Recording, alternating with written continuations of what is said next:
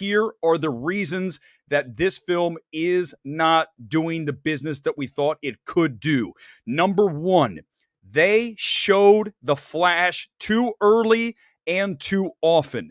Look at the article I have over my shoulder. That is the first screening of The Flash back at CinemaCon in April. Nearly 2 months ago, Warner Brothers said, we're going to show this film and get everyone hyped about it. But the problem when you show a film that early, nearly 2 months ahead of its debut, you burn through that initial surge of positivity that we saw come out of the CinemaCon screening. That's not how you do it.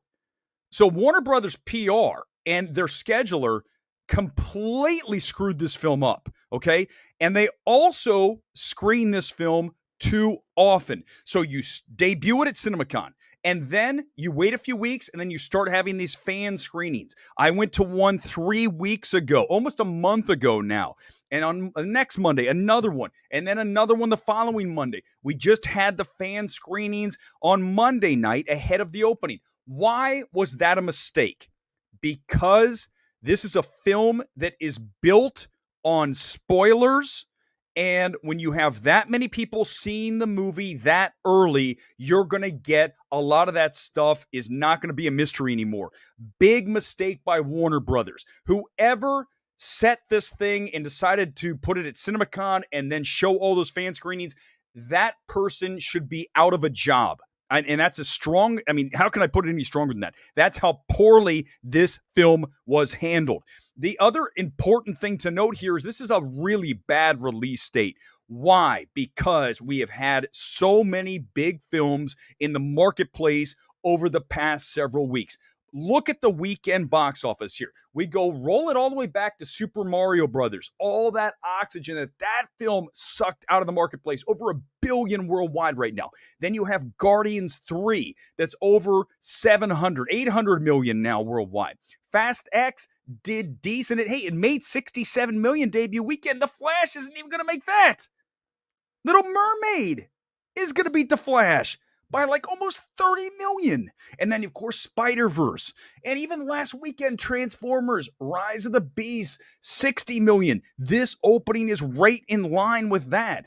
This was the worst possible situation for The Flash to be in. Now, there's more reasons. I just want to go over each of these. There are 5 reasons we have, and I'm more than open to listening to yours, but I'm telling you, these are the top 5.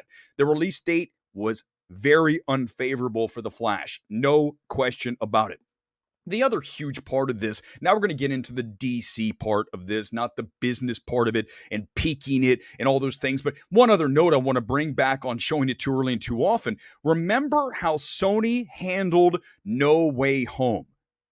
They didn't show it to anybody until the week of release. We all got to see it on the Tuesday before it opened on Thursday.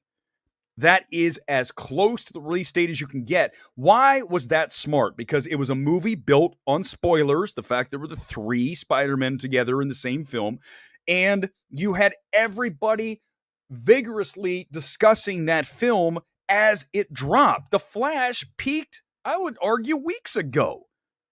I mean, I was talking about this film almost a month ago, and now it's out, and people are like, I've already heard about it. I already know what's in it. That was terrible decision by Warner Brothers. I can't stress that enough. We'll go to number 3. We just did number 2. Number 3 is it's not part of the DCU going forward, right? So when you look at this, we know from James Gunn and Peter Safran, they have said that The Flash is not going to be part of our vision for DC as we go forward with our films, as they now have taken over the reins of the DCU. That tells moviegoers that the movie is inconsequential. It doesn't matter if you see the film or not, because it's not going to be part of our long-term plans. That's a huge part of this as well. So far, you guys with me on these 3? These are 3 really good reasons, by the way. I'm nailing this. This is absolutely targeted and detonated. Number 4, Ezra Miller. There is a very significant portion of the movie-going population that does not want to support Ezra Miller seen what he has done over the past several years, going back to the choking the woman in the bar right when COVID hit. If you haven't seen the video, watch it. He grabs the girl and he basically puts her on the ground with his hand around her neck. At that point, it really would have been over for most people. We told you why it wasn't, because that happened right as COVID was rolling out and no one was paying attention, not like they would be now. And then, of course, the other issues, the grooming, so many things. Ezra Miller was an issue for this film. Warner Brothers knew that. They didn't trot him out until the world premiere, quote world premiere, down the street in Hollywood the other night. That's the first time we saw Ezra Miller because they knew that people were not thrilled with him. I think the performance is very good.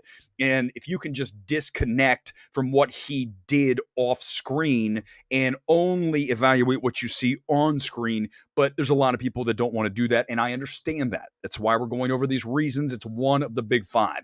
And number five is kind of the catch-all, right? Comic book movie fatigue. Or is it DC fatigue? Either way, let's just talk about how many comic book movies we've been subjected to recently. You go back to Spider-Verse, then you go to Guardians, and then obviously so many Thor, Love and Thunder, Ant-Man 3, on and on, going all the way back. We've had so many of these CBMs that at some point something has to give. And the one that's going to give the most is The Flash because, again, you were told that it doesn't matter to the DCU going forward. So how do you expect people to be invested in the film?